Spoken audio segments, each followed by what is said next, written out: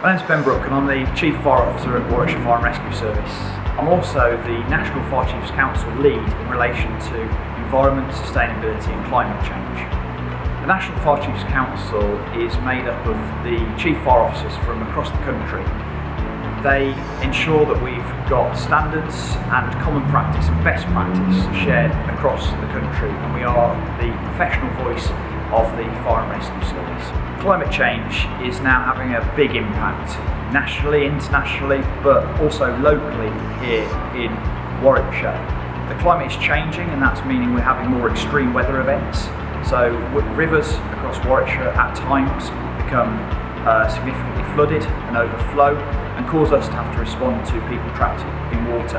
We have people driving into water and becoming trapped as well. So this changing climate is having a big impact on the incident types that we respond to.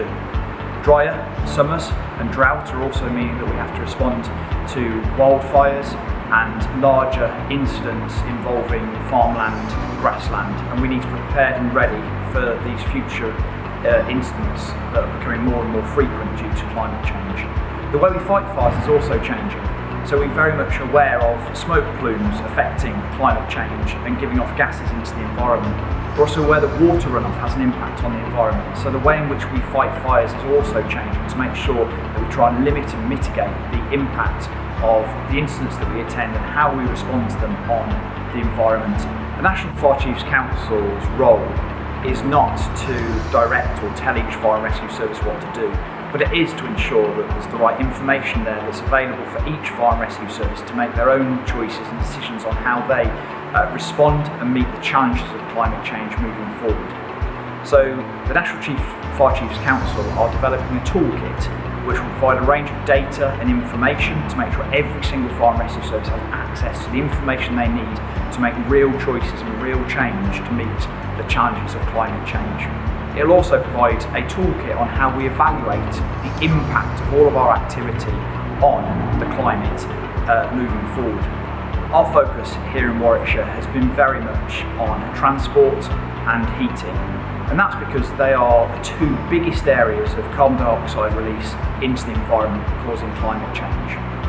We have installed and replaced an old gas boiler system at Bedworth Fire Station with an air-to-air heat pump system, which hopefully gives long-term sustainability and reduces the impact of gases on the environment.